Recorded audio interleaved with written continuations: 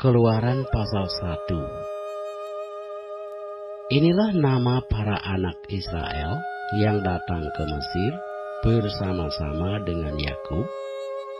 Mereka datang dengan keluarganya masing-masing. Ruben, Simeon, Lewi, dan Yehuda, Isakar, Sebulon, dan Benyamin, dan serta Naftali, Gad, dan Aser, seluruh keturunan yang diperoleh Yakub berjumlah 70 jiwa.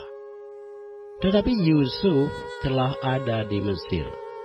Kemudian matilah Yusuf serta semua saudara-saudaranya dan semua orang yang seangkatan dengan dia. Orang-orang Israel beranak cucu dan tak terbilang jumlahnya. Mereka bertambah banyak dan dengan dahsyat berlipat ganda sehingga negeri itu dipenuhi mereka.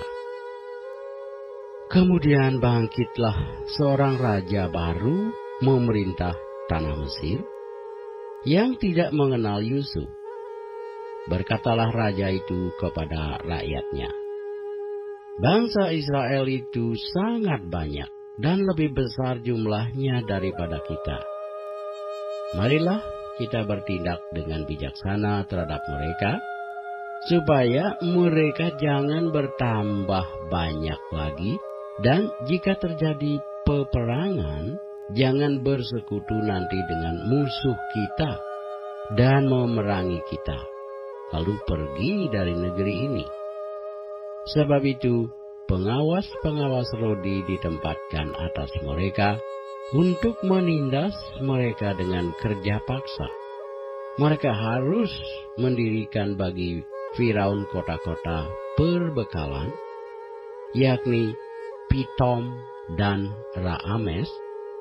Tetapi makin ditindas, makin bertambah banyak dan berkembang mereka, sehingga orang merasa takut kepada orang Israel itu.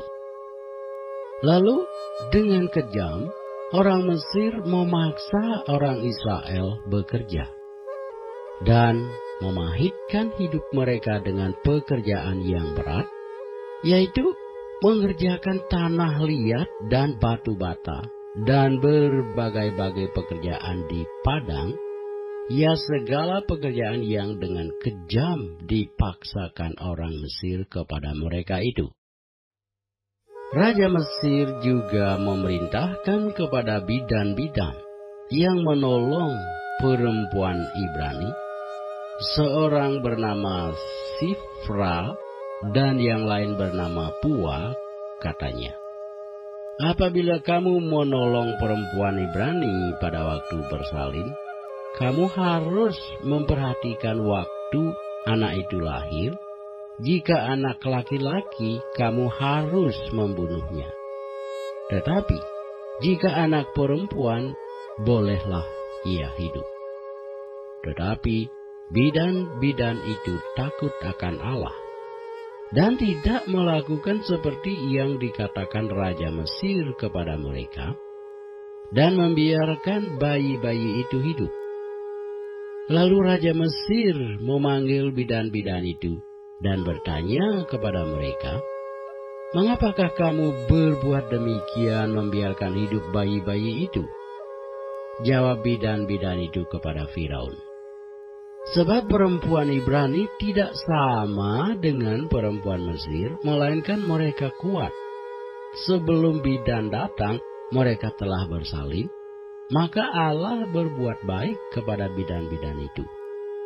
Bertambah banyaklah bangsa itu dan sangat berlipat ganda. Dan karena bidan-bidan itu takut akan Allah, maka ia membuat mereka berumah tangga."